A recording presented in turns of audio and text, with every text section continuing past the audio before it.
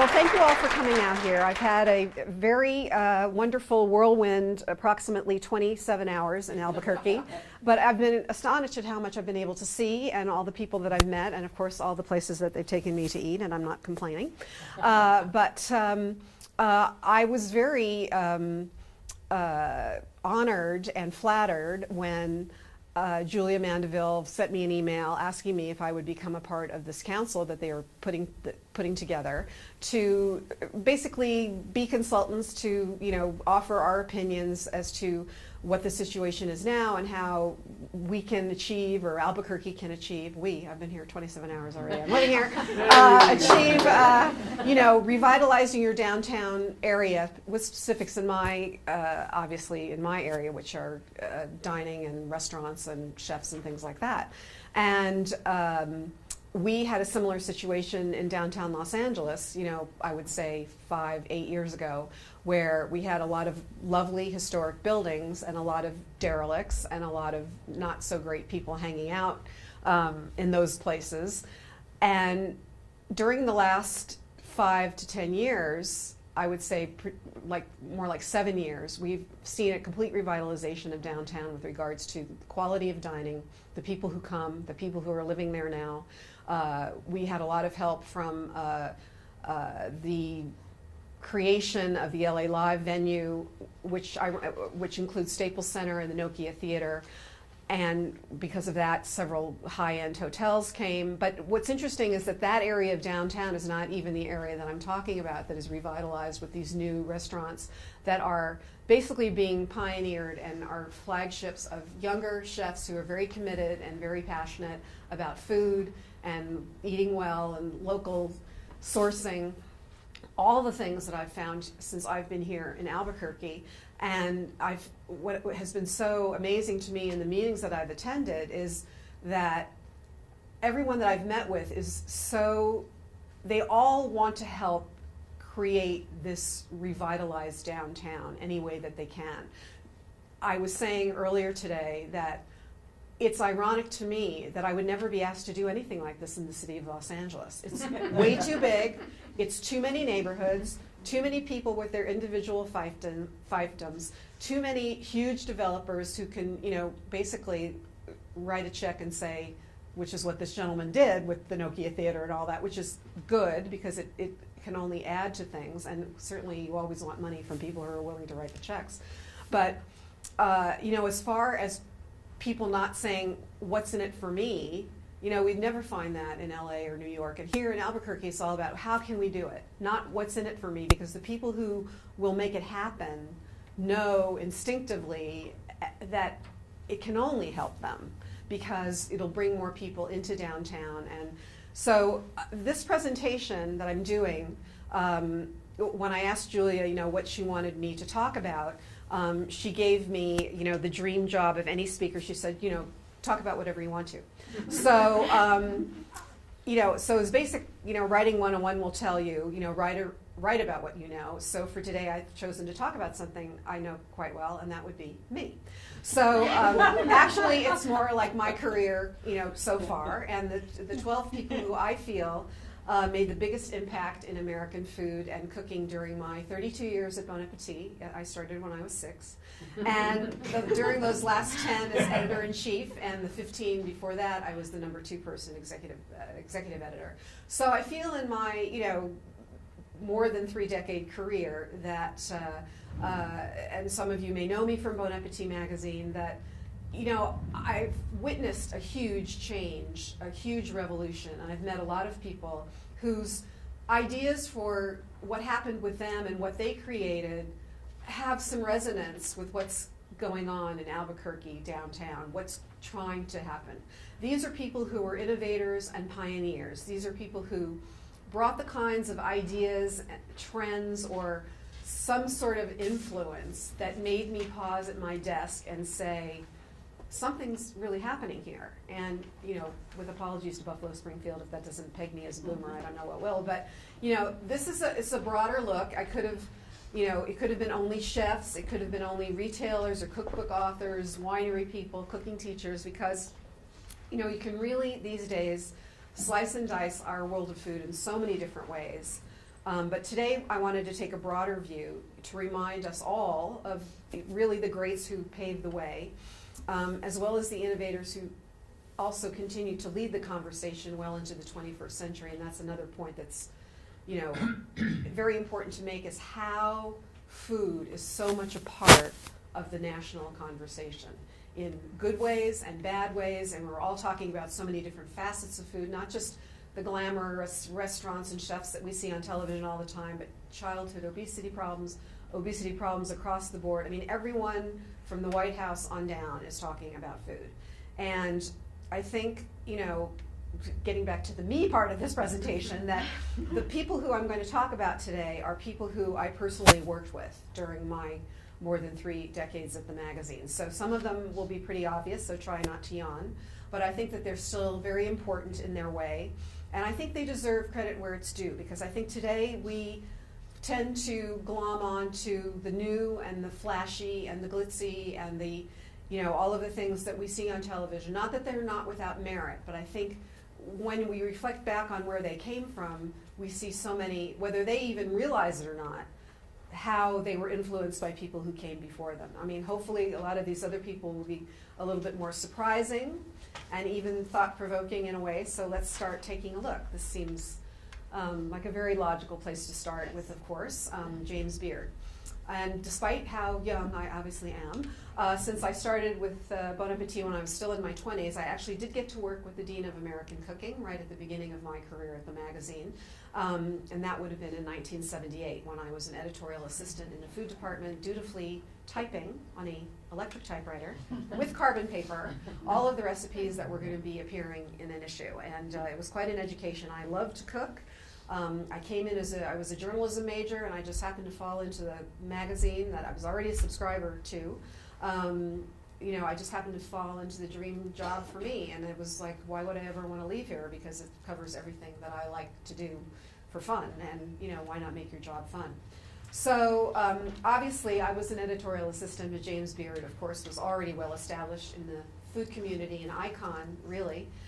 Here's a fun fact. James Beard actually hosted the country's first TV show, a cooking show. It was on NBC. It was in 1946. It's 66 years ago. And it was called, right up there, I Love to Eat. So what's wrong with that? Anyway, he and I worked on 2 stories. One was a story on soup, and one was a story on what were then still called hors d'oeuvres. Today we would call them starters. I got the feeling that his assistant at the time really did more of the recipe testing than James Beard did, but no matter, I was really just honored to talk to him. And when you stop and think about James Beard, and you think about really what a pioneer he is, he was born in today's West Coast foodie mecca of Portland, Oregon. There's a movement in Portland right now, as a matter of fact, to get a local municipal farmers market that's in a very lovely building named after him. And despite very hard scrabble early circumstances, his mother actually ran an old-fashioned boarding house in Portland. He went from aspiring thespian in Portland and New York to New York caterer to a renowned cooking teacher and a cookbook author truly extraordinaire for his time. He wrote more than 20 cookbooks, including many that remain essential classics, and 2 of them being, in my opinion, Beard on Bread and American Cookery. They were as informative to read as they were to cook from. Today's generation probably knows him better for his namesake awards ceremony, which actually just took place in New York this past Monday night, rather than the complex man who was so influential at such an early time. And like so many who paved the way, I think he's someone who's worth getting to know better, certainly. Our next person, really no surprises here. Really, where do we start? Has there ever been anyone in food who has influenced us, captivated us, charmed us along the way as much as the fabulous and truly incomparable Julia McWilliams-Child? I was lucky enough not only to work with her at the magazine several times, but also to socialize with her on many occasions. In fact, she came to one of my birthday parties, and believe me, if Julia Child comes to your birthday party, nobody cares that it's your birthday anymore. But I was thrilled and delighted and awestruck that she would even take me up on my invitation. I have 2 memories, personal memories to share, in particular to really talk about the range of her impact and celebrity, a celebrity which she constantly downplayed. And I think the next slide will indicate that she was so much of a celebrity. This is actually from the French Chef series, but the slide after that, she was so much of a celebrity. If you go to the next one, please, is that, you know, none other than Meryl Streep had to play her when they decided to do Julie and Julia on screen. But I was invited to a dinner party. Julia invited myself and my partner, Paul, to a dinner party a long time ago when Julia was still living in Montecito. No, she was living in Montecito at that time, and everyone was supposed to bring something, and thank goodness I didn't have to bring anything, because believe me, I wasn't going to cook anything or Julia. But that was an attitude she would have hated, that no one would cook for her. So these were typical friends of Julia, very down-to-earth, lovely school teachers, and they lived in a condominium complex in Montecito that very small, 2-story, nothing glitzy or anything, although it did happen to be on the water, and I figured these people probably owned it for a really long time and got a great deal on it. But anyway, and it was undergoing some renovations. So Julia had made a steamed whole Dungeness crab to take to this party. And she put it on a silver tray with handles, with nothing else on the tray. So I'm sitting in the back seat of the car. Paul is up front driving, and Julia's sitting in the passenger seat. And I'm trying to hold this thing to keep it from, you know, dumping on the floor, let alone my lap or anything else. So we get there, you know, crab intact, safe and sound, and we pull into a parking space. And here comes this guy in a hard hat, jeans, low-slung tool belt, late 20s. And I thought, oh God, you know, he's going to tell us we can't park here, and she can't really walk so great anymore, but, you know, maybe he'll let us park here. No, he said to her, "Are you Julia Child?" And she said, "Yes," you know, and I won't do her voice, but, "Oh, yes, I am." And he said, "I just want to thank you for teaching me how to cook." Wow. And I thought to myself, that's exactly what I thought. Wow. And, you know, I still get kind of choked up when I talk about it, because just think that someone like this would take the time to buy one of her cookbooks, obviously had seen her on television and was, again, motivated enough to go out and buy her book and cook from it. I thought it was amazing. On the other end of the spectrum was a dinner that we went to at a Los Angeles high-end restaurant in LA called Patina, owned by Joachim Splichal and his wife at the time. And it was on Melrose Avenue. It was a big celebrity hangout. And Paul and I decided to get there early just so we wouldn't have to, you know, keep them waiting. And the thing to do, I learned very early on in my friendship with Julia, is to always let the chef know that she's coming, because they really get upset when they don't know. And obviously they, you know, want to be there for her and cook for her and all that stuff. So Paul and I arrived. We were the first two. We were going to be a party of 6, and her very good friend Ann Wellen, who's a big food authority and expert in her own right, and her husband were coming along. And Joachim and his wife had very smartly decided to seat us at the table in the farthest corner of the room, so that Julia would have to walk entirely through the entire dining room before she sat down.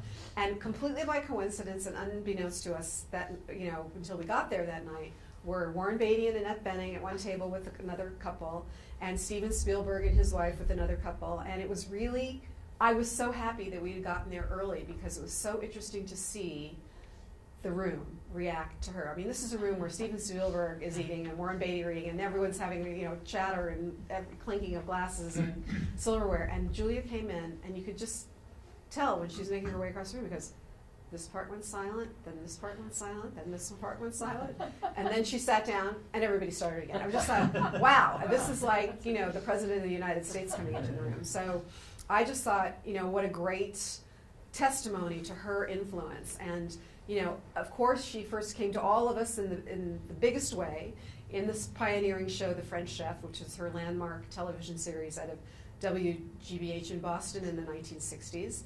Mastering the Art of French Cooking had come out, and it had done well enough, but this was truly landmark television. Other people had cooked on television before her, including James Beard and another woman named Dione Lucas, but no one had related to the audience the way Julia did. And really, she changed forever the way food was shown on television and the way we experienced it. And one of the greatest things about Julia was that she had a wonderful wry sense of humor, and you know, I dare say that this might have actually been her favorite episode of The French Chef. If you can do this next clip, I'm sure all of you who enjoy Saturday Night Live of a certain age will remember this. This is actually one of Julia's favorite segments. Welcome! I'm Julia Child. Today we're going to make a holy feast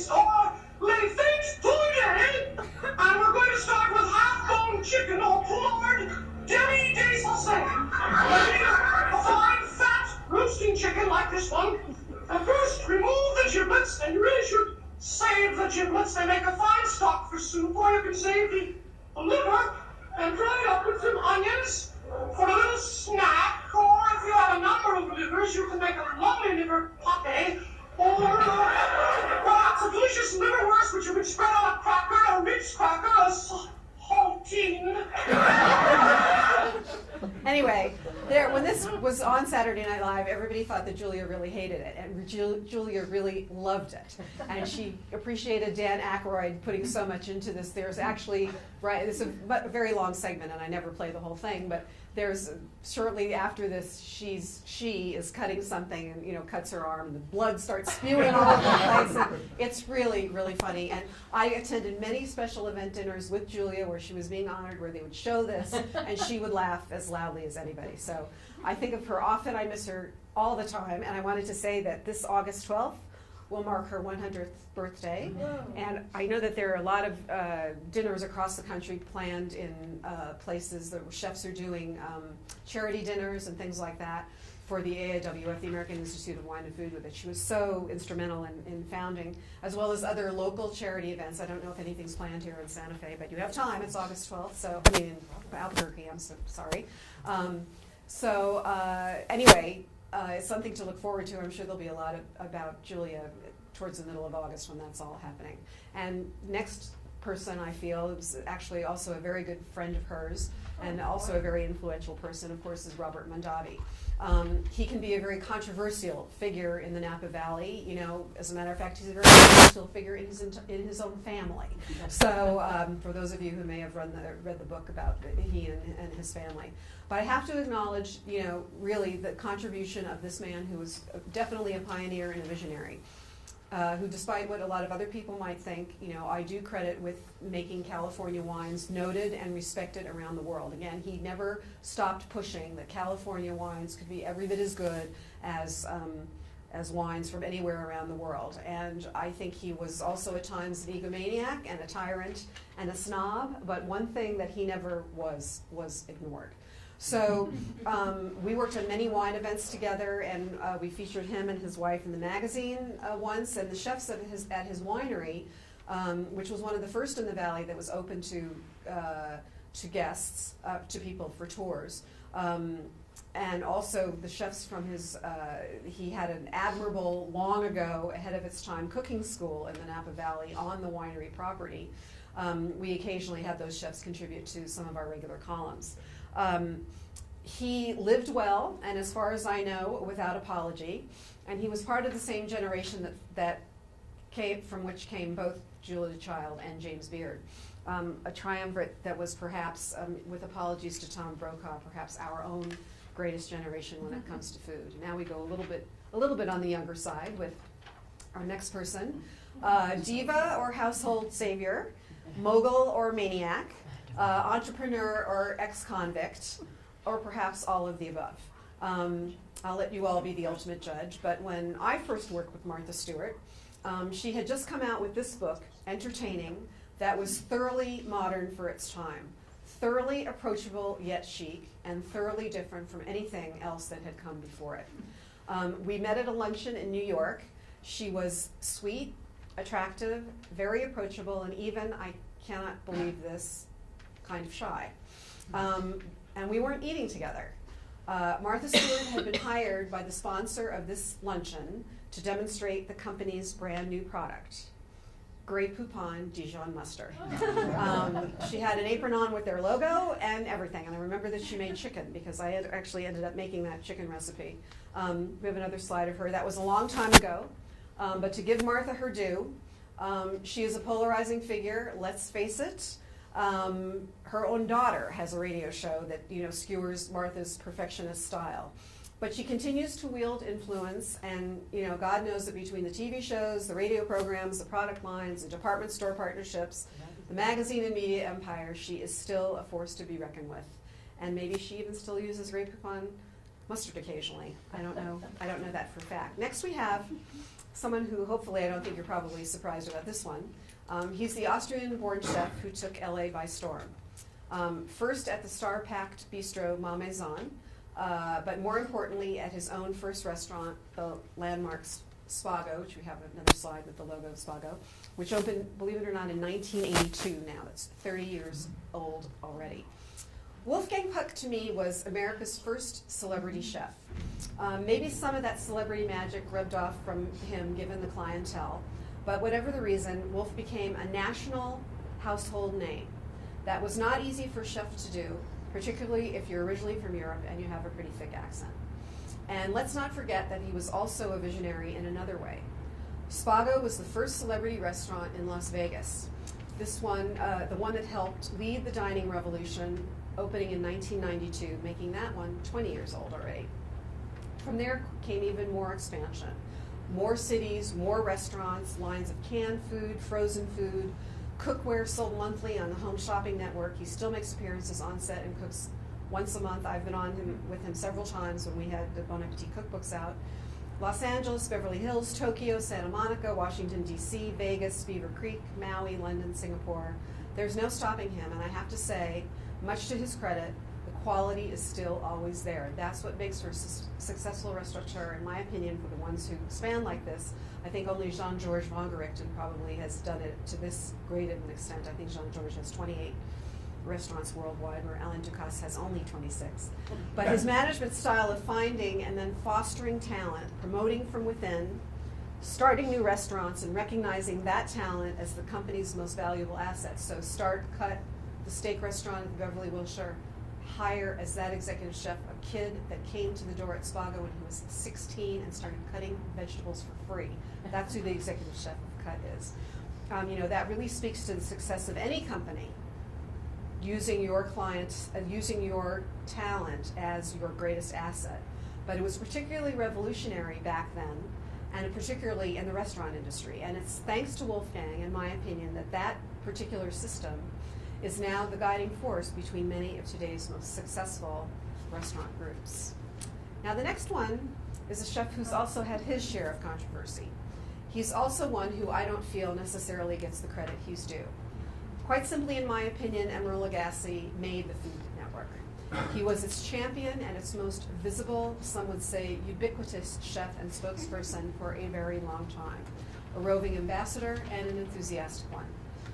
He created the audience that launched the Food Network on its way, and I often think that fact is definitely lost in the mists of time, considering what Food Network has become. His show was not just about cooking.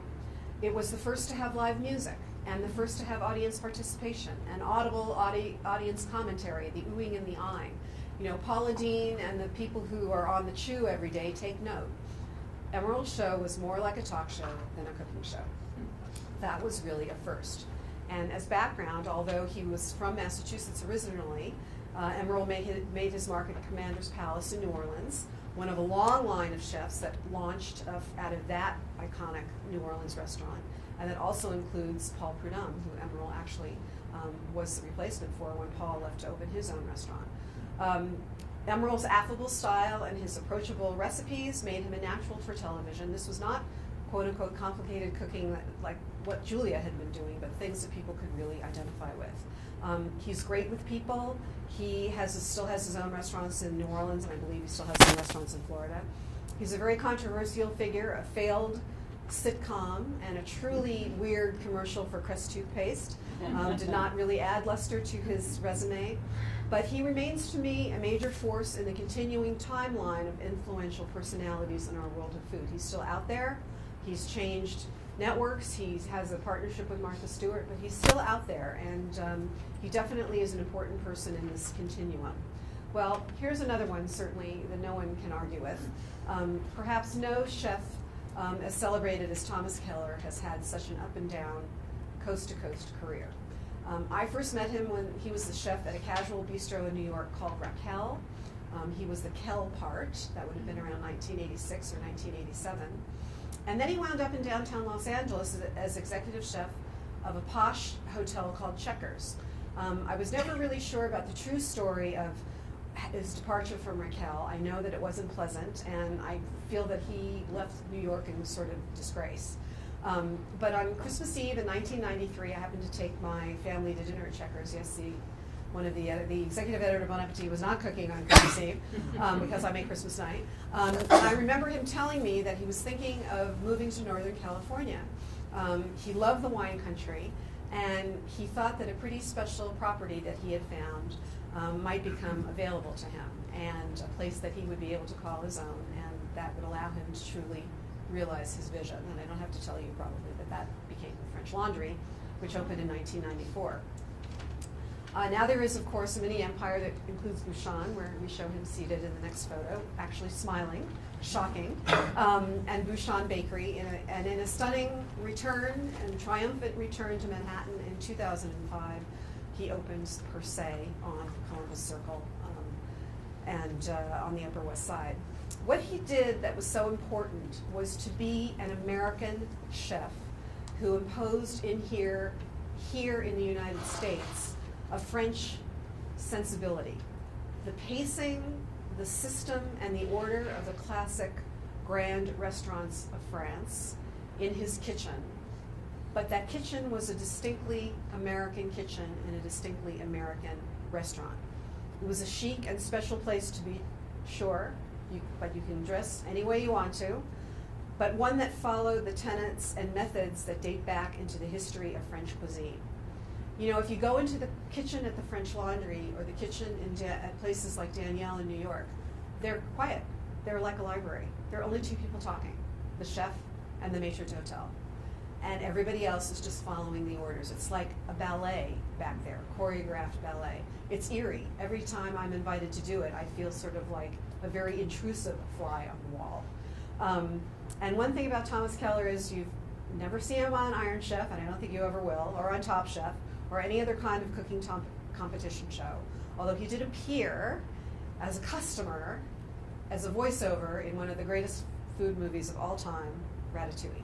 So the next time you see it, listen for Thomas Keller's voice in the restaurant one night. The next one, don't faint, Alex, don't faint, Steve Wynn.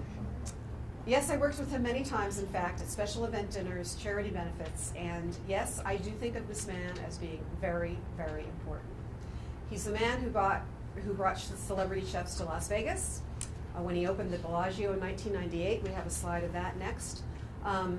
He had already ushered in a new era of luxury accommodations at the Mirage, and he had refurbished and made successful such formerly faltering casino hotels as the Golden Nugget and Treasure Island. But at the Bellagio, which he put together for $1.3 billion, he added fine dining to that mix. It had never been done before. Restaurants by Michael Mina, Jean-Georges Vongerichten, Julian Serrano, Todd English, Sirio Macchioni of Le Cirque. Places of this caliber completely transformed the experience of staying at Bellagio. And of course, Steve Wynn guessed correctly. Customers did not mind paying a premium to stay there or to eat there. High-end boutiques completed this deluxe picture, and it was a huge success. So Steve Wynn put Vegas on the map as one of the premier dining destinations in the world. I have to tell you that in 2005, we did in September at the magazine our annual restaurant issue, and I wanted the theme to be the top 5 restaurant cities in America. And I cannot tell you how it pained me as a magazine that editorial was based in Los Angeles, that LA was not one of the 5, but Vegas was.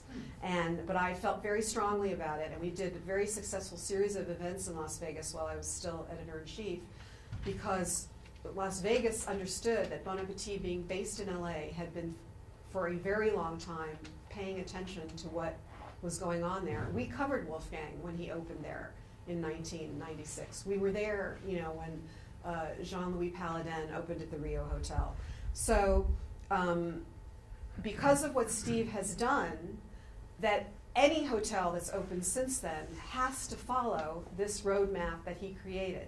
So that when the Cosmopolitan opened in Las Vegas last year, for just over a year ago now, for example, superstar chefs like Jose Andres are there, Scott Conant, David Myers. There are outposts of New York's Blue Ribbon Sushi and Milos. They were all part of the PR and the selling point to not just get people like me to come, but to get the general public to come.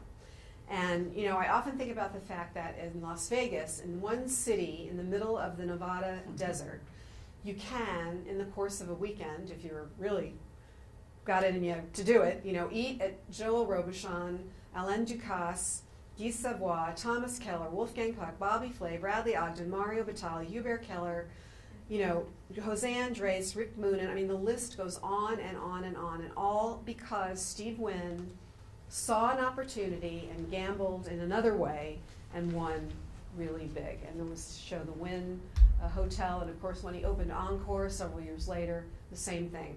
More food venues, more of these celebrity type chefs. Now on the opposite end of the spectrum, we have here my hero, Dan Barber. He's not just a chef who talks about farm to table, but he's a pioneering chef who really lives it. First in Greenwich Village at a small cozy bistro he created called Blue Hill, and most importantly most impressively at this venue called Blue Hill at Stone Barns. It's in Pocantico Hills, New York, about an hour's drive from Manhattan, if you can go to the next slide. It's on the grounds of the Rockefeller estate, and it incorporates this building, which is merely the former dairy of the Abby Aldrich Rockefeller estate, her dairy.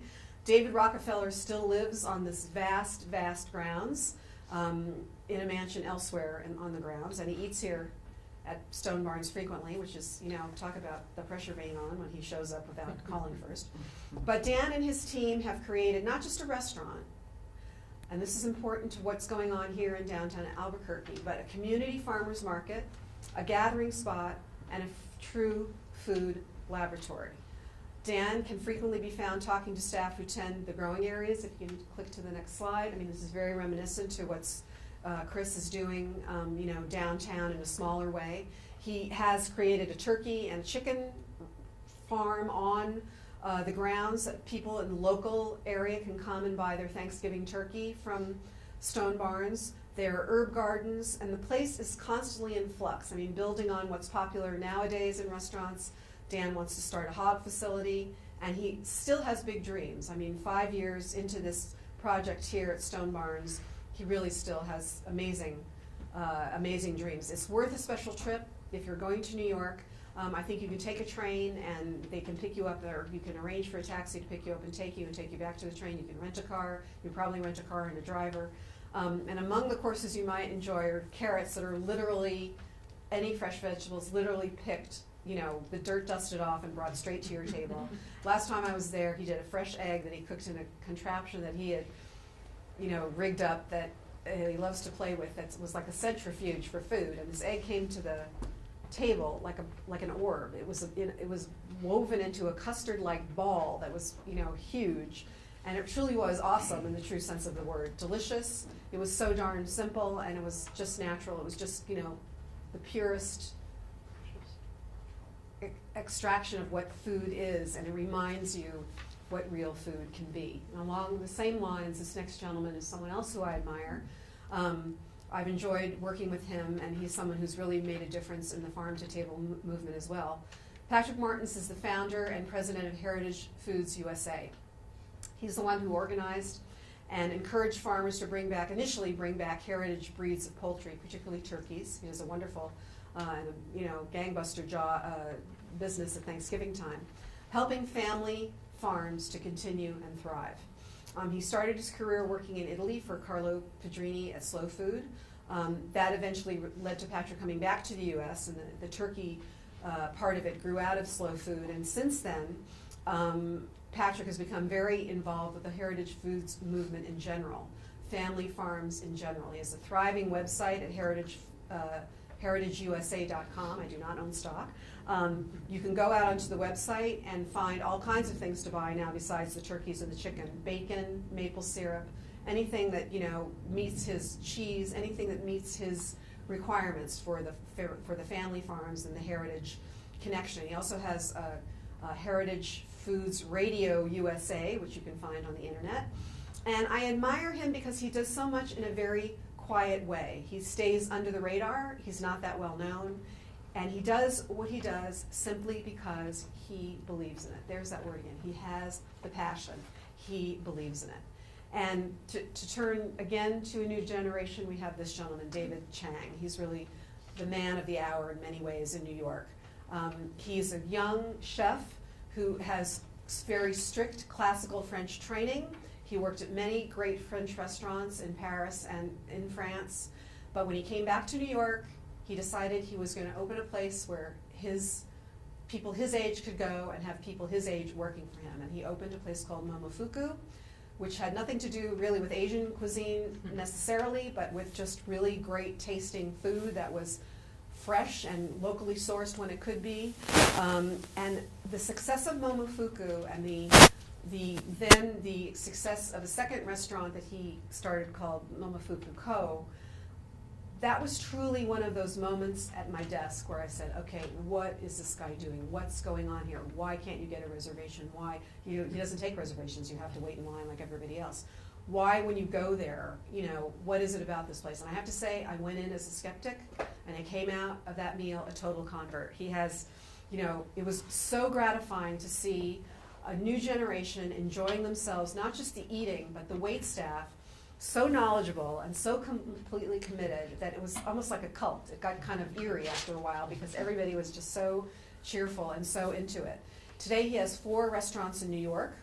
He's a very restless personality, brash and unpredictable, prone to swearing, and he's very, very talented. He has a magazine, a quarterly food magazine called Lucky Peach, which you can rarely find on the newsstands because it usually sells out, but guess what? You can find it on Amazon, and that's how I've gotten. I just received the 3rd issue. In fact, I brought it on the plane to read with me yesterday, and I left it in my room, sorry. But anyway, it's an interesting read. It's not everybody's cup of tea, but again, it's a new generation speaking, and it's a new generation cooking, and even if they're just cooking in this particular issue, everything from miso to bologna roll-ups. I mean, truly, it's an interesting thing to look at. And David definitely impressed me. And this next slide, first of all, we have one more from Momofuku. Well, they don't look too much like revolutionaries, but they truly are. And I have to say that these 2 gentlemen, Roy Choi and Ray Mangera, probably have created, in my opinion, the greatest change in food in the last 20 years. They are the developers and creators of the Koji truck, the first in the food truck revolution. I credit them with the food truck revolution. They started in Los Angeles. They're still in Los Angeles. Their Koji coach came out of necessity. Here's another way that great things happen. They became unemployed chefs. They had very little money. They pulled together money to buy a truck because they didn't have money to buy a restaurant, and they didn't have money for PR. They had money for nothing, and they combined their cuisines. Roy is Korean, and Ray is Latino. And they knew there was a market out there for really good, locally sourced, crazy Korean barbecue, burritos and tacos, kimchi and quesadillas and all that stuff. They had no money for PR, so what did they do? They went on Twitter, and that was the only way you could find them. They were the first, and that's still the only way you can find the trucks. I know because I follow them. And, so they were the first to use social networking. Now every restaurant is on Twitter. Every restaurant is on Facebook, from the high end to the low. And then the next smart move they did was they found the young foodies. And they found the young foodies by parking at all the crazy hipster bars in LA around 1:30 in the morning when all the bars closed at 2 o'clock in the morning, and they had lines around the block. They had some problems with the LAPD in initial stages, and they started with 1 truck. They now have 3, and more interestingly, because I know there's a thriving food truck thing happening here, and I have a little story to tell about that. They have 3 trucks now, but more importantly, they have 2 brick and mortar restaurants that have grown out of their success. And I will tell you that I first found out about them because one of my 20-somethings on my staff was crazy about them and had struck up a friendship with them. And I have to say, one perk about being the editor-in-chief of Bon Appetit magazine was, well, okay, have them park in the parking lot behind the building, and we'll all go down for lunch one day. And they did. They did charge me a heck of a lot of money to do that, but, I was able to put it on my expense account. And the people who were the security guards at our building loved it. So They're probably the most famous revolutionaries you never heard of, but here's an interesting side story that's happened to me since I arrived here yesterday, and that is, I went on a little brewery tour yesterday because there's such a fantastic microbrew scene here. It was incredible. And one of the places we went to, Marble, Tractor, and La Cumbra, and out in front of Tractor, there was a vegan and vegetarian truck parked, and I'm sure we must have 5 of them in LA, but I hadn't seen one here yet. So we went up. I wanted to see what they had, and I went up to the window and I saw the menu, and the fellow who runs it, named Tobias White, I've subsequently come to find out, found out who I am and why I was here, and I climbed on board, and he fed me a few samples. Very interesting and very delicious. I mean, even if you're not a vegan or a vegetarian, the food is very, very good. And the young man who works for him, his last day is Friday. He's a Korean young man who just yesterday bought his own truck. And you will now have a Korean barbecue truck here in Albuquerque in a very short amount of time. On Wednesdays at the International District? So I have no idea where he can park. He may park outside of another one of these brew places, which I think is a genius idea. It works out for both the brewery and the truck. They don't have to. It's very symbiotic, and everybody wins because the beer is absolutely selling well. Every place we went to was very packed, and it was all ages. It wasn't just young people. And I love the fact that you can get just the sampler size and try a lot of different things, which of course I did. So anyway, that next slide, that's my 12. There's the Koji truck from a distance. That's exactly what it looked like. It's probably taken outside of our building, actually. Anyway, that's my 12. Actually 13, because Roy and Ray make 13. And I know you're probably wondering, well, where the heck are X or Y or Z, So in case you're scratching your head or you're thinking I'm a dunce, just a reminder that these are the people that I personally worked with, and we would ran their recipes in the magazine, so got stories from all of them. So if some of your favorites or one of your favorites is missing, or someone who you feel is deserving, perhaps you will find them here on this little addendum I call In Case You Were Wondering. I thought it was important to add a few more, just in case you don't think that I've completely lost my marbles or don't know what I'm talking about. And if your person isn't here, well then that's what I do love about what's going on in food nowadays, is all the stimulating conversation that goes along with all that food. So first and foremost, of course, we have Alice Waters and Jeremiah Tower. Well, I can't fail to mention Chez Panisse. The only thing was I never worked with either one of them. They had, the restaurant had such a profound effect on America's restaurants, its chefs, and on us. What we as restaurant goers now expect from even the most casual restaurants, thanks to what happened at Chez Panisse and was started way back then. Revolutionary in its time, without question. Still influential today, of course. It's hard to believe that it opened in 1971. It is 41 years old this year and still going strong. And perhaps a few of you never knew actually that Jeremiah Tower was the chef there, the original chef there until 1978, when of course he went on to his own greater glory, his own great glory. Next we have another man who a lot of people don't know, really much about. Carl Sonntag. We're probably going, who? Well, he was an engineer, an entrepreneur, an inventor, and perhaps most importantly, an enthusiastic and very good home cook. Also a Francophile who traveled to France quite frequently. We all have a little machine sitting on our kitchen counters called a Cuisinart, or at least another brand just like it. On one of his trips to France, Carl found something called a Robocoup and brought it back to the U.S., licensed it, called it a Cuisinart, and the rest, as they say, is history.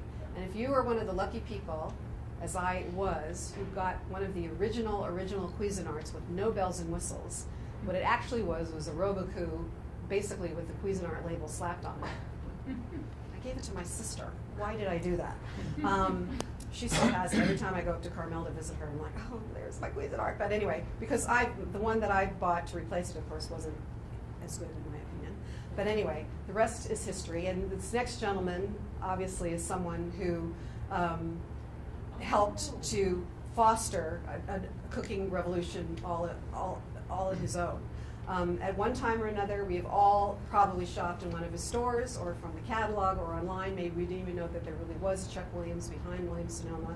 It did start in Sonoma in 1956. It was a hardware store. And again, Chuck was a really good cook, and he loved to cook at home, and he started getting these gadgets, and he devoted a little bit of a corner in the hardware store to cooking things, and pretty soon the cooking things took over more space than the hardware stuff did. Here's something to know in 2012, even though it was started in 1956, Chuck is still with us and has an office at the company headquarters in San Francisco, and he still goes to the office 3 times a week. Next, we have another man. You may be saying, who the heck is Reese Schoenfeld? Well, it's pretty obvious from the logo here that Reese Schoenfeld is the man who changed forever the way we consume food, so to speak, and to think about it, really the way we learn about food. He is the acknowledged founder of Food Network. That was back in 1992, so that makes that 20 years old this past year, 1982, sorry, 30 years this year, too. And then another gentleman that you probably don't know is this man, Tom Chino. He, his family, and most particularly his farm, have influenced more restaurant meals than you can count. And I would even venture a guess that just about everyone in this room has probably unknowingly eaten produce from his landmark Chino Farms at some point or another, particularly if you do travel to Southern California, or even to here to some of the finer places, or and what constitutes a finer place these days is just a place that has great ingredients. But it was really Wolfgang Puck who put Chino Farms on the map, actually crediting them on his menu at Spago, and that again was the first for the time. As crazy as it sounds today, because we're used to seeing all sorts of purveyors credited on menus, it was Spago where that was first started, and Wolf's endorsement was all it took for hundreds of chefs to follow his lead, and then eventually start gardens, in their own restaurant properties if there was room for that. And if any of you are interested, Chino is located in Rancho Santa Fe near San Diego. Put it in your Google Maps or your GPS. It is open to the public, and I would say go for it. It's really, really an interesting place to visit. Next is a lady, another woman, named Frida Kaplan. And as much along the same lines as Chino Farms, you all have Frida Kaplan to thank for helping make you a better and more interesting home cook. She's the ingredient maven of all time. Her company was originally called Frida's Finest, and now it's simply called Frida's. A produce importing company, she was a true pioneer. She's still with us. She's celebrating 50 years in business. Last month, April, was her 50th anniversary. Her daughter works for her. Her granddaughter handles her PR. It's definitely a family company, but it was Frida who first took the New Zealand gooseberry, imported it to the United States, and renamed it kiwi fruit. And that launched an empire. One that has introduced to, I would say, almost every neighborhood supermarket and large supermarket across the country. Think about that. Every supermarket across the country. Everything from new types of squash and formerly exotic mushrooms, unknown here, fruits, vegetables, and beyond. I mean, nowadays, in any part of the United States where you go into any market in any town, if you don't have 3 types of mushrooms, you feel like it's not a very good market. I mean, it's really, and chances are the squash that you buy will say Frida's on it. It's real, so look for that sticker. The last person I think needs no introduction. His logo says it all. He's still the spokesperson and very much in the news. And again, this is a very, very controversial company. But I have to say, I'm a fan. I'm a fan because of what Starbucks can bring to a neighborhood when it goes into it. I had a lovely tour of downtown, both in the car and on foot yesterday, and I thought, wow, it's such a shame that there's no Starbucks in Albuquerque. What? Well, of course, there is a Starbucks in Albuquerque, there just isn't one downtown. Yeah. And that's the kind of thing that, love it or hate it, can be an anchor for a new downtown that would bring people there. And the one in my neighborhood in Studio City in Southern California has live music on Thursday nights. There's a Pete's Coffee right across the street. Both of them, neither one of them seems to lack for business. And I think it's just interesting that it speaks to the commitment of Howard Schultz that he left the company and came back to it to help reinvent it when it went through kind of a slump. And now, like McDonald's, it's really coming back stronger than ever because, again, they keep rethinking the product. They keep rethinking the venue. I mean, my place in Studio City was perfectly nice, but they came in and remodeled the whole thing. They put in more of the lounging chairs, and so it's just really interesting to see. Again, you can just go to the next slide, which is a finished slide, where they've come in their own evolution with their own logo, that they don't even need to put the name on it anymore. And then finally, we just wrap up with my slide again. And I'm happy to take your questions. I want to thank you for indulging me with my choices for who I thought really, helped bring us to this very important time that we are in food. I like to say I'm one of the very few people who can say that I work with everybody from James Beard to the Koji guys, and I do say that. But it's helped me really focus on the kinds of things that have become so important. It's not necessarily how a place looks anymore.